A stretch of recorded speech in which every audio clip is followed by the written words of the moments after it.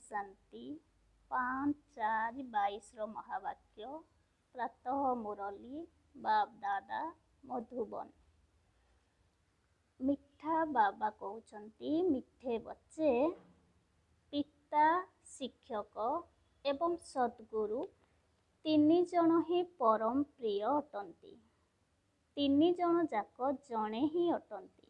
तेणु एमानकु मने पकाइबा मध्य सहज हेबा दरकार। बाबा कहले पिता शिक्षक एवं सद्गुरु तीन जन ही परम प्रिय अटंती। तीन जन जाक जड़े ही अटंती। तेणु एमानकु मने पकाइबा मध्य सहज हेबा दरकार।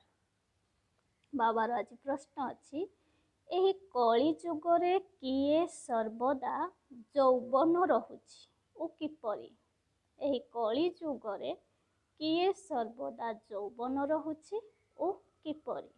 उत्तरे बाबा कहले एठारे रावण अर्थात विकार सर्वदा यौवन अवस्थारे रहुछि। जदिओ मनुष्य बुढ़ा हो जाउछि किंतु ता भितरे जो विकार अछि बा क्रोध रहिछि ताहा केबे बुढ़ा हेउ नाही।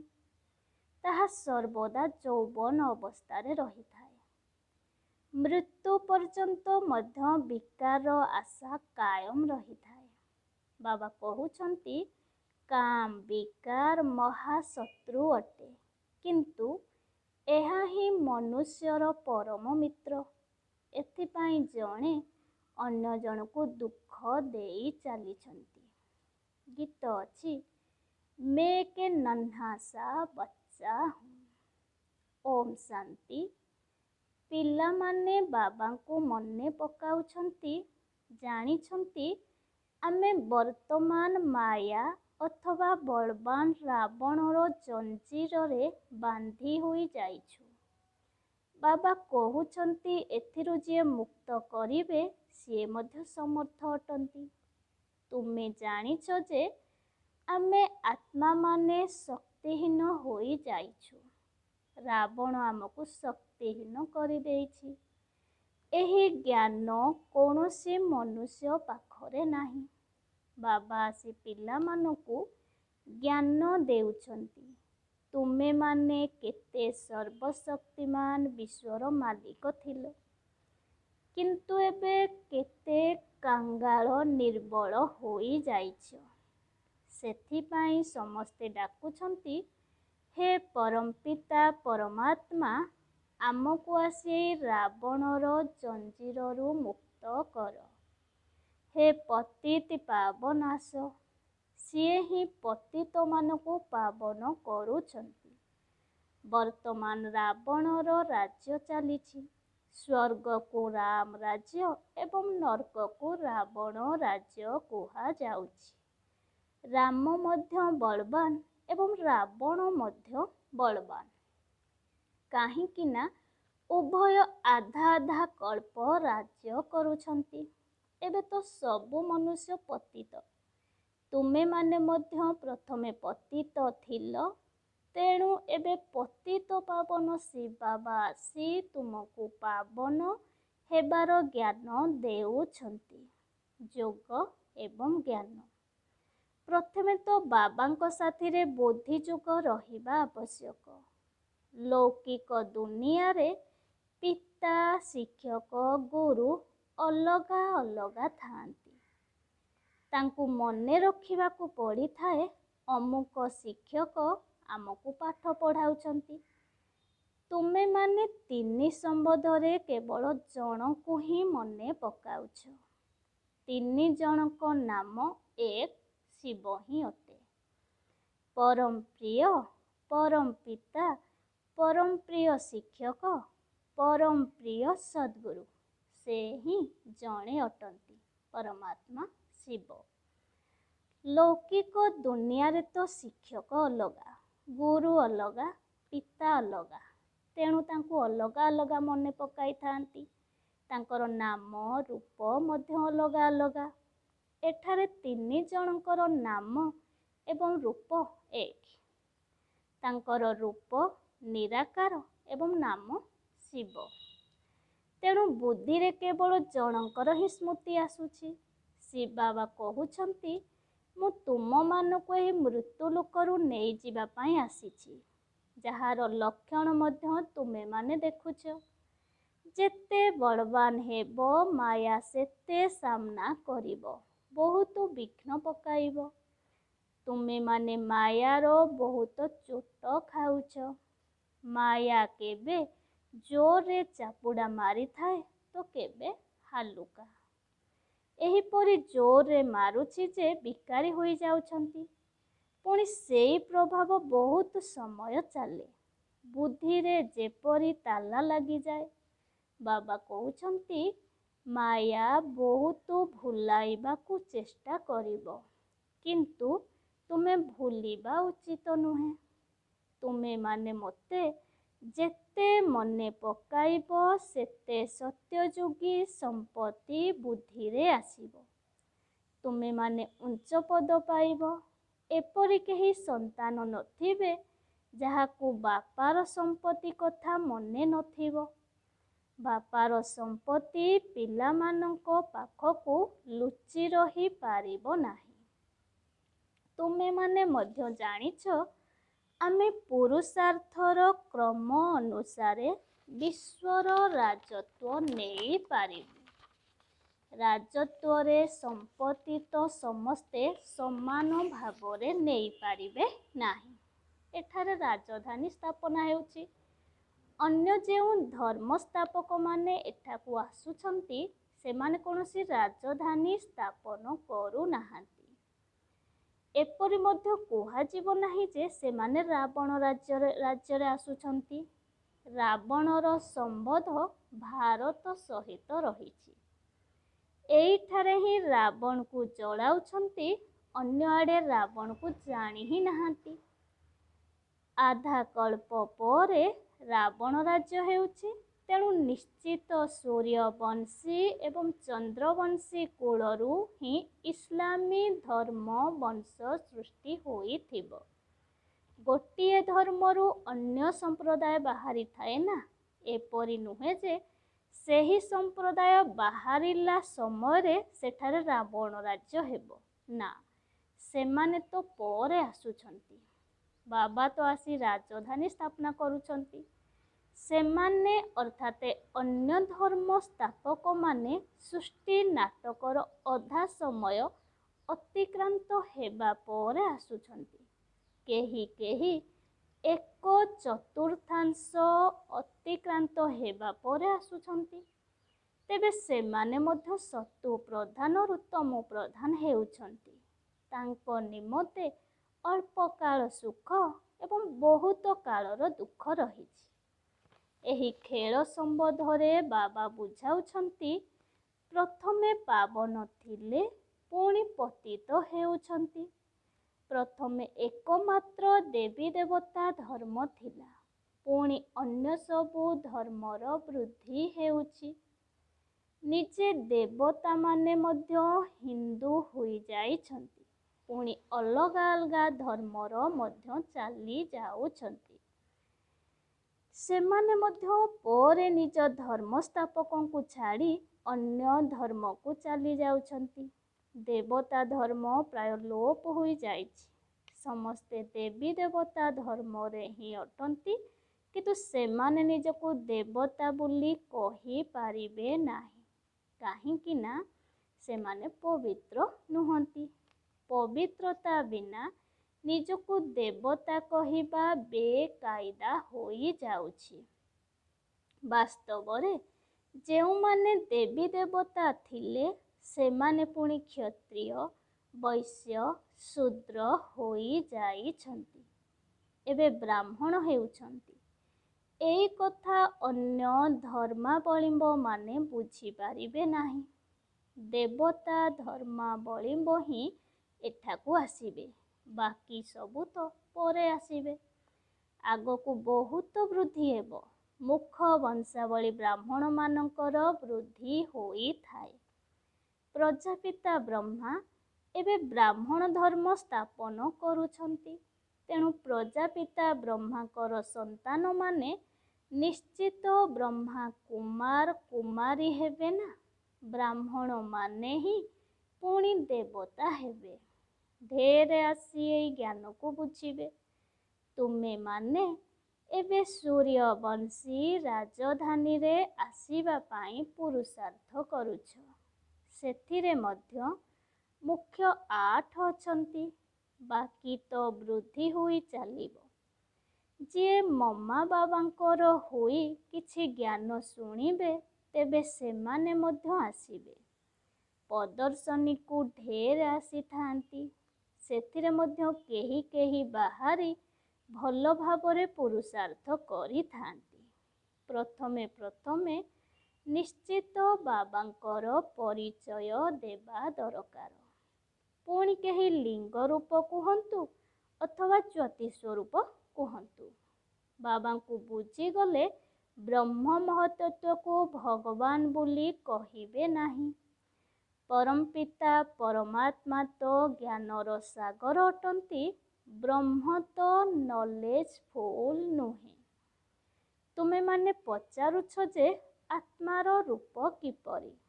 ତେବେ ସେମାନେ ଲିଙ୍ଗ ବୋଲି କହିଦେଇଥାନ୍ତି। କାହିଁକି ନା ଲିଙ୍ଗ ରୂପରେ ପୂଜା ହୋଇଥାଏ। ତାରକାର ପୂଜା ତ କେଉଁଠି ହେଉନାହିଁ। ଜାଣିନାହାନ୍ତି, ତେଣୁ କିଛି ନା କିଛି ଆକୃତି ତିଆରି କରିଦେଉଛନ୍ତି। ମାଟି ଗୋଡ଼ି ସବୁଠାରେ ଭଗବାନ ଅଛନ୍ତି ବୋଲି କହିଦେଉଛନ୍ତି। ବାବା ବୁଝାଉଛନ୍ତି ଆତ୍ମା ତ ତାରକା ସଦୃଶ। ଆତ୍ମାମାନଙ୍କର ଏକତ୍ର ଦଳ ମଧ୍ୟ ଦେଖିପାରିବ। ଯେତେବେଳେ ସବୁ ଆତ୍ମା ଘରକୁ ଫେରିବେ ସେତେବେଳେ ବହୁତ ବଡ଼ ଦଳ ହେବ ନା। ଆତ୍ମା ବହୁତ ସୂକ୍ଷ୍ମ ବୋଲି କୁହାଯାଏ, ଯାହାକୁ ସାକ୍ଷାତକାର ଦ୍ୱାରା କେହି କିଛି ବୁଝିପାରିବେ ନାହିଁ। ଧରିନିଅ କାହାକୁ ଶିବଙ୍କର ଅଥବା ବ୍ରହ୍ମା ବିଷ୍ଣୁ ଶଙ୍କରଙ୍କର ସାକ୍ଷାତକାର ମଧ୍ୟ ହୋଇଗଲା, କିନ୍ତୁ ତା ଦ୍ୱାରା ଫାଇଦା କିଛି ନାହିଁ। ଏଠାରେ ତ ସୃଷ୍ଟିର ଆଦି ମଧ୍ୟ ଅନ୍ତର ଜ୍ଞାନକୁ ଜାଣିବାକୁ ପଡ଼ିଥାଏ। ଏହା ହେଉଛି ପାଠପଢ଼ା। ପରମାତ୍ମା ମଧ୍ୟ ତାରକା ସଦୃଶ ଅଟନ୍ତି। ଦେଖ ଏତେ ଛୋଟ ଜିନିଷର କେତେ ମହିମା ରହିଛି।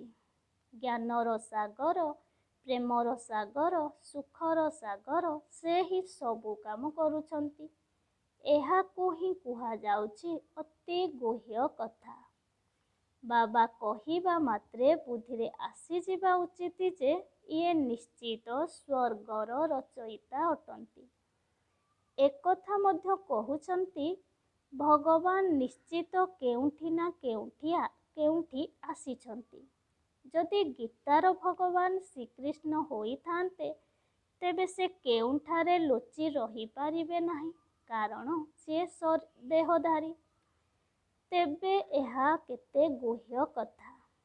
କେବେ ଶୁଣି ମଧ୍ୟ ନଥିବେ ଯେ ପରମପିତା ପରମାତ୍ମା କ'ଣ ଏବଂ ଆତ୍ମା କ'ଣ। କେବଳ କହିଦେଉଛନ୍ତି। ଭ୍ରୁକୁଟି ମଧ୍ୟରେ ଚମକୁଛି ଅଜବ ତାରକା। ପୁଣି ତାଙ୍କୁ ପରମପିତା ପରମାତ୍ମା କହିଦେଉଛନ୍ତି। ତେବେ ଆତ୍ମା ଏବଂ ପରମାତ୍ମାଙ୍କ ରୂପର କିଛି ହେଲେ ଫରକ ନାହିଁ। କ'ଣ ପରମାତ୍ମା କୌଣସି ଭାରୀ ଅଥବା ବଡ଼ ଉଜ୍ଜ୍ୱଳ ଆଲୋକ ଅଟନ୍ତି? ନା, ସିଏ ତ ଜ୍ଞାନର ସାଗର ଅଟନ୍ତି, ଯିଏକି ଗତି ସଦ୍ଗତି ନିମନ୍ତେ ଜ୍ଞାନ ଦେଉଛନ୍ତି। ତେଣୁ ସେ ଜ୍ଞାନର ସାଗର ଅଟନ୍ତି। ଏବେ ଜ୍ଞାନର ସାଗର ପରମପିତା ପରମାତ୍ମାକୁ କୁହାଯିବ ନା ରାବଣ ମତରେ ଚାଲୁଥିବା ମନୁଷ୍ୟମାନଙ୍କୁ? ବାବା କହୁଛନ୍ତି ମୁଁ ହେଉଛି ସର୍ବଶ୍ରେଷ୍ଠ ଅଧିକାରୀ। ବାକି ଏସବୁ ଭକ୍ତି ମାର୍ଗର ସାମଗ୍ରୀ। ବ୍ରହ୍ମାଙ୍କ ହାତରେ ଶାସ୍ତ୍ର ଦେଖାଇଛନ୍ତି, କିନ୍ତୁ ସେମାନେ ଜାଣିନାହାନ୍ତି ଯେ ବ୍ରହ୍ମା କିଏ। ବାବା କହୁଛନ୍ତି ମୁଁ ପୂର୍ବରୁ ମଧ୍ୟ କହିଛି ଯେ ମୁଁ ସାଧାରଣ ବୃଦ୍ଧ ଶରୀରରେ ଆସୁଛି। ଏହି ନନ୍ଦୀଗଣ ଦ୍ୱାରା ଆସି ଜ୍ଞାନ ଶୁଣାଉଛି। ମନୁଷ୍ୟମାନେ ଭାଗୀରଥଙ୍କୁ ମଧ୍ୟ ଦେଖାଇଛନ୍ତି, ତ ଗୌମୁଖ ମଧ୍ୟ ଦେଖାଇଛନ୍ତି। ଭାଗୀରଥଙ୍କ ଠାରୁ ମଧ୍ୟ ଗଙ୍ଗା ବାହାରିଥିବାର ଦେଖାଇଛନ୍ତି, ତ ବୃଷଭ ଠାରୁ ମଧ୍ୟ ଗଙ୍ଗା ବାହାରୁଥିବାର ଦେଖାଇଛନ୍ତି। ଠିକ୍ କ'ଣ ଭୁଲ କ'ଣ ବୁଝିପାରୁନାହାନ୍ତି। ବାସ୍ତବରେ କ'ଣ ବୃଷଭ ଠାରୁ ଗଙ୍ଗା ବାହାରିଛି? ଗୌମୁଖ ଦେଖାଇଛନ୍ତି, ତେବେ ଗାଈ ରହିବା ଦରକାର। ନନ୍ଦୀଗଣଙ୍କୁ ବୃଷଭ ବୋଲି ଦେଖାଇଛନ୍ତି। ଏମାନେ ପୁରୁଷ, ଏକଥା ତ ଠିକ୍ ଅଛି, କିନ୍ତୁ ଏମାନେ ମନୁଷ୍ୟ ଅଟନ୍ତି।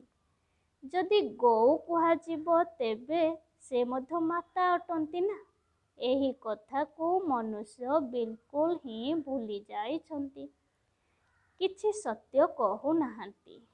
ବ୍ରହ୍ମାଙ୍କ ଦ୍ୱାରା ସୂର୍ଯ୍ୟବଂଶୀ ରାଜ୍ୟର ସ୍ଥାପନା ହେଉଛି। ବର୍ତ୍ତମାନ କୌଣସି ରାଜତ୍ୱ ନାହିଁ। ବେହଦ୍ର ବାବା ବେହଦ୍ର ରାଜ୍ୟ ଦେଉଛନ୍ତି। ଏହି ପାଠପଢ଼ା ଦ୍ୱାରା ଯେଉଁମାନେ ସୂର୍ଯ୍ୟବଂଶୀ, ଚନ୍ଦ୍ରବଂଶୀ କୁଳର ହେବେ, ସେମାନଙ୍କ ବୁଦ୍ଧିରେ ଏକଥା ରହିବ। ପ୍ରଥମେ ହିଁ ନିଶ୍ଚୟ ରହିବା ଦରକାର ଯେ ଶିବ ବାବା ହିଁ ଆମକୁ ସାଥିରେ ନେଇଯିବେ। ଏହି କଥା କହିବାର ଶକ୍ତି ଅନ୍ୟ କୌଣସି ଗୁରୁ ଗୋସାଇଁଙ୍କର ନାହିଁ। ପତିତ ପାବନ ତ ଏକମାତ୍ର ବାବା ହିଁ ଅଟନ୍ତି। ସେଥିପାଇଁ ତାଙ୍କୁ ହିଁ ସମସ୍ତେ ସ୍ମରଣ କରୁଛନ୍ତି। ଆସି ପାବନ କର। ନୂଆରୁ ପୁରୁଣା, ପୁରୁଣାରୁ ନୂଆ, ଏହା ତ ନିଶ୍ଚିତ ହେବ। ପରମପିତା ପରମାତ୍ମାଙ୍କ ବିନା ପବିତ୍ର ଦୁନିଆ କେହି ଗଢ଼ି ପାରିବେ ନାହିଁ। ବାବାଙ୍କ ଠାରୁ ହିଁ ସୂର୍ଯ୍ୟବଂଶୀ ଓ ଚନ୍ଦ୍ରବଂଶୀ ରାଜତ୍ୱର ସମ୍ପତ୍ତି ମିଳୁଛି। ଏଠାରେ କୌଣସି ରାଜତ୍ୱ ନାହିଁ। ଏସବୁ ବହୁତ ବୁଝିବାର କଥା। ମନୁଷ୍ୟମାନେ ଭାବୁଛନ୍ତି ଯେ ଶାସ୍ତ୍ର ସତ୍ୟ ଅଟେ, କାହିଁକି ନା ଭଗବାନ ରଚନା କରିଛନ୍ତି। ସେମାନଙ୍କୁ ଏକଥା ଜଣା ନାହିଁ ଯେ ଭଗବାନ ମନୁଷ୍ୟ ଶରୀରରେ ଆସି ଗୀତା ଶୁଣାଉଛନ୍ତି। ଭଗବାନଙ୍କ ବଦଳରେ କୃଷ୍ଣଙ୍କ ନାମ ଲେଖିଦେଇଛନ୍ତି। ଏହି ଭୁଲ ଏବେ ତାଙ୍କ ବୁଦ୍ଧିରୁ ବାହାରି ଯିବା ଉଚିତ। ପ୍ରଥମେ ଶିବ ବାବାଙ୍କୁ ଚିହ୍ନ, ତେବେ ଯାଇ ବୁଝିବ ଯେ ସିଏ ସ୍ୱର୍ଗର ସ୍ଥାପନା କରୁଛନ୍ତି। ଏକଥା ଜାଣି ନାହାନ୍ତି, ତେଣୁ ଲଢ଼େଇ ଝଗଡ଼ା କରୁଛନ୍ତି। ବାବା କହୁଛନ୍ତି, ତୁମେମାନେ ସ୍ୱର୍ଗରେ ଉଚ୍ଚ ପଦ ପାଇବାର ଯୋଗ୍ୟ ନୁହଁ। ତୁମମାନଙ୍କ ଭିତରେ ଦୈବୀ ଗୁଣ ନାହିଁ। କାରଣ ଜ୍ଞାନର ଧାରଣା ହେଉନାହିଁ, ତେବେ ବିକାର ନିଶ୍ଚିତ ଥିବ। ଯଦିଓ କେହି ବୁଢ଼ା ହୋଇଯାଇଛନ୍ତି, କିନ୍ତୁ ତାଙ୍କ ଭିତରେ ମଧ୍ୟ କ୍ରୋଧ ବହୁତ ଅଛି। କ୍ରୋଧ କେବେ ବୁଢ଼ା ହୁଏ ନାହିଁ। ଆଜିକାଲି ବୁଢ଼ାମାନେ ମଧ୍ୟ ବିକାରରେ ଯାଉଛନ୍ତି। ବାବା କହୁଛନ୍ତି, କାମ ମହାଶତ୍ରୁ ଅଟେ, କିନ୍ତୁ ତାହା ମନୁଷ୍ୟମାନଙ୍କ ନିମନ୍ତେ ମିତ୍ର ଅଟେ। ଦେଖ, ବିକାର ପାଇଁ କେତେ ହଇରାଣ କରୁଛନ୍ତି। ଏବେ ରାବଣ ସମସ୍ତଙ୍କର ମିତ୍ର ହୋଇଯାଇଛି। ସମସ୍ତେ ବିଷରୁ ସୃଷ୍ଟି ହୋଇଛନ୍ତି। ବିଷରୁ ସୃଷ୍ଟି ଅର୍ଥାତ୍ ରାବଣ ଠାରୁ ସୃଷ୍ଟି। ଏକଥା ମନୁଷ୍ୟମାନେ ଜାଣି ହିଁ ନାହାନ୍ତି। ଯଦି ବାବାଙ୍କ ଶ୍ରୀମତରେ ଚାଲିବେ, ତେବେ ସୁପୁତ୍ର ବୋଲି କୁହାଯିବ। ବିକର୍ମ କରିଲେ ତୁରନ୍ତ ସାବଧାନ କରାଯାଏ। ଅନେକଙ୍କ ଭିତରେ କିଛି କିଛି ଅଭ୍ୟାସ ରହିଛି। ମିଛ କହିବା, ଚୋରି କରିବାର, ମାଗିବାର ଅଭ୍ୟାସ ରହିଛି। ବାବା କହୁଛନ୍ତି, ମୁଁ ତ ଦାତା, ତୁମେ କାହାଠାରୁ ମାଗୁଛ କାହିଁକି? ଯାହାର ଜମା କରିବାର ଥିବ, ସିଏ ସ୍ୱତଃ କରିବ। କେବେ କାହାକୁ ମାଗ ନାହିଁ। ଆଜି ବାବାଙ୍କର ଜନ୍ମଦିନ, କିଛି ତ ପଠାଅ, ଏପରି ମାଗ ନାହିଁ। ତାଙ୍କୁ ବୁଝାଇବାକୁ ହେବ, ଯଦି ଇନ୍ସୁରାନ୍ସ ଅର୍ଥାତ୍ ବୀମା କରିବାକୁ ଚାହୁଁଛ, ତେବେ କର। ଭକ୍ତି ମାର୍ଗରେ ମନୁଷ୍ୟ ନିଜକୁ ଈଶ୍ୱରଙ୍କ ପାଖରେ ଅର୍ପଣ କରିଥାନ୍ତି, ଯାହାକୁ ଦାନ ବୋଲି କୁହାଯାଏ। ତାର ଫଳ ମଧ୍ୟ ବାବା ଦେଇଥାନ୍ତି। ତାହା ହେଲା ହଦ୍ର ଇନ୍ସୁରାନ୍ସ। ଏହା ବେହଦ୍ର ଇନ୍ସୁରାନ୍ସ। ଭକ୍ତି ମାର୍ଗରେ କହି ଆସିଛନ୍ତି, ପରମପିତା ପରମାତ୍ମା ଭକ୍ତିର ଫଳ ଦେଇଥାନ୍ତି। ଯିଏ ସାହୁକାର ହୋଇଥିବେ ସେ କହିବେ ଯେ ଏହା ମୋର ପୂର୍ବ ଜନ୍ମର କର୍ମର ଫଳ ମିଳିଛି। ଯଦି କେହି ଗରିବ ଘରେ ଜନ୍ମ ନେଉଛନ୍ତି, ତେବେ ବୁଝିବାକୁ ହେବ ଯେ ଇନ୍ସୁରାନ୍ସ କରିନାହାନ୍ତି, ସେଥିପାଇଁ ଧନ ମିଳିନାହିଁ। ବାବା କହୁଛନ୍ତି, ମୋ ପାଖରେ ହିଁ ସମସ୍ତେ ସବୁ ଅର୍ପଣ କରୁଛନ୍ତି। କହୁଛନ୍ତି ଯେ ଏସବୁ ଭଗବାନ ଦେଇଛନ୍ତି। ଭକ୍ତି ମାର୍ଗରେ ତୁମେ ହଦ୍ର ଇନ୍ସୁରାନ୍ସ କରୁଛ। ଏଠାରେ ତୁମେ ଏବେ ସିଧାସଳଖ ବେହଦ୍ର ଇନ୍ସୁରାନ୍ସ କରୁଛ। ଦେଖ, ମାତା ପିତା ମଧ୍ୟ ଇନ୍ସୁରାନ୍ସ କରିଛନ୍ତି, ତେଣୁ ତାଙ୍କୁ ତ ତାହା ବଦଳରେ କେତେ ମିଳୁଛି। କନ୍ୟାମାନଙ୍କ ପାଖରେ ତ ପଇସା ନଥାଏ। ସେମାନେ ଯଦି ଏବେ ସେବାରେ ଲାଗିଯିବେ, ତେବେ ସବୁଠାରୁ ଉଚ୍ଚକୁ ଯାଇପାରିବେ। ମମା କିଛି ହେଲେ ଇନ୍ସୁର କରିନାହାନ୍ତି। ହଁ, ଶରୀର ହିଁ ସେବାରେ ଦେଇଦେଲେ। ଦେଖ କେତେ ଉଚ୍ଚ ପଦ ପାଇଲେ। ଆତ୍ମା ଜାଣିଛି ଯେ ମୁଁ ଏହି ଶରୀର ଦ୍ୱାରା ବେହଦ୍ର ବାବାଙ୍କର ସେବା କରୁଛି। ଜଗତମ୍ବାର କେତେ ଉଚ୍ଚ ପଦ ରହିଛି। ଜଗତମ୍ବା ଜ୍ଞାନ ଜ୍ଞାନେଶ୍ୱରୀ, ପୁଣି ସେଠାରେ ସିଏ ରାଜରାଜେଶ୍ୱରୀ ହେଉଛନ୍ତି। ଏସବୁ କିଛି ତୁମେ ହିଁ ଜାଣିଛ। ଆଚ୍ଛା, ମିଠା ମିଠା ଶିକିଲଧେ ସନ୍ତାନମାନଙ୍କ ପ୍ରତି ମାତା ପିତା ବାପ ଦାଦାଙ୍କର ମଧୁର ସ୍ନେହଭରା ସ୍ମୃତି ଏବଂ ସୁପ୍ରଭାତ। ଆତ୍ମିକ ପିତାଙ୍କର ଆତ୍ମିକ ସନ୍ତାନମାନଙ୍କୁ ନମସ୍ତେ। ଆତ୍ମିକ ସନ୍ତାନମାନେ ଆତ୍ମିକ ପିତାକୁ ସ୍ନେହଭରା ସ୍ମୃତି, ସୁପ୍ରଭାତ, ନମସ୍ତେ ନମସ୍ତେ ନମସ୍ତେ। ଧାରଣା ପାଇଁ ମୁଖ୍ୟ ସାରାଂଶ। 1 ନମ୍ବର ପଏଣ୍ଟ, ସୁପୁତ୍ର ହେବା ପାଇଁ ବାବାଙ୍କର ଶ୍ରୀମତରେ ଚାଲିବାକୁ ହେବ। ସୁପୁତ୍ର ହେବା ପାଇଁ ବାବାଙ୍କର ଶ୍ରୀମତରେ ଚାଲିବାକୁ ହେବ। ମାଗିବା, ଚୋରି କରିବା ବା ମିଛ କହିବା ଭଳି ଖରାପ ଅଭ୍ୟାସଗୁଡ଼ିକୁ ଛାଡ଼ି ଦେବାକୁ ହେବ। 2 ନମ୍ବର ପଏଣ୍ଟ, ନିଜର ସବୁ କିଛି ବାବାଙ୍କ ପାଖରେ ବୀମାଭୁକ୍ତ ଅର୍ଥାତ୍ ଇନ୍ସୁର କରି ଦେବାକୁ ହେବ। ଶରୀରକୁ ମଧ୍ୟ ଈଶ୍ୱରୀୟ ସେବାରେ ଲଗାଇବାକୁ ହେବ। ମାୟାର ପ୍ରବେଶତା କୌଣସି କାରଣରୁ ନ ହେଉ, ଏଥିପ୍ରତି ସାବଧାନ ରହିବାକୁ ହେବ। ବରଦାତା ବାବାଙ୍କର ବରଦାନ ରହିଛି, ସର୍ବଦା ପ୍ରତ୍ୟେକ କାର୍ଯ୍ୟରେ ଆତ୍ମିକ ନିଶାର ଅନୁଭବ କରୁଥିବା ଏବଂ କରାଉଥିବା ସୌଭାଗ୍ୟଶାଳୀ ଆତ୍ମା ହୁଅ। ସର୍ବଦା ପ୍ରତ୍ୟେକ କାର୍ଯ୍ୟରେ ଆତ୍ମିକ ନିଶାର ଅନୁଭବ କରୁଥିବା ଏବଂ କରାଉଥିବା ସୌଭାଗ୍ୟଶାଳୀ ଆତ୍ମା ହୁଅ। ବିସ୍ତାର, ସଙ୍ଗମ ଯୁଗରେ ତୁମେ ପିଲାମାନେ ହିଁ ସବୁଠାରୁ ଅଧିକ ସୌଭାଗ୍ୟଶାଳୀ ଅଟ। କାହିଁକି ନା ସ୍ୱୟଂ ଭଗବାନ ତୁମମାନଙ୍କୁ ପସନ୍ଦ କରିନେଇଛନ୍ତି। ତୁମେମାନେ ବେହଦ୍ର ବିଶ୍ୱର ମାଲିକ ହୋଇଗଲ। ଭଗବାନଙ୍କର ଡିକ୍ସିନାରୀରେ କିଏ କ'ଣ ଅଟନ୍ତି, ଏଥିରେ ତୁମମାନଙ୍କର ନାମ ରହିଛି। ବେହଦ୍ର ଅର୍ଥାତ୍ ଅବିନାଶୀ ପିତା ମିଳିଗଲେ। ଅବିନାଶୀ ରାଜ୍ୟଭାଗ୍ୟ ମିଳିଗଲା। ଅବିନାଶୀ ସମ୍ପତ୍ତି ମିଳିଗଲା। ଯଦି ଏଇ ନିଶା ସର୍ବଦା କାୟମ ରହିବ, ତେବେ ଅତୀନ୍ଦ୍ରିୟ ସୁଖର ଅନୁଭବ ହେବାକୁ ଲାଗିବ। ଏହା ହିଁ ହେଉଛି ବେହଦ୍ର ଆତ୍ମିକ ନିଶା। ଯଦି ଏହାର ଅନୁଭବ ନିଜେ କରିବା ସହିତ ଅନ୍ୟମାନଙ୍କୁ ମଧ୍ୟ କରାଇ ଚାଲିବ, ତେବେ କୁହାଯିବ ସୌଭାଗ୍ୟଶାଳୀ ଆତ୍ମା। ସ୍ଲୋଗାନ ଅଛି ବାବାଙ୍କର, ସାଧନ ଗୁଡ଼ିକୁ ସେବା କାର୍ଯ୍ୟରେ ବ୍ୟବହାର କର, ଆରାମ କରିବାରେ ନୁହେଁ। ସାଧନ ଗୁଡ଼ିକୁ ସେବା କାର୍ଯ୍ୟରେ ବ୍ୟବହାର କର, ଆରାମ କରିବାରେ ନୁହଁ। ଓମ୍ ଶାନ୍ତି।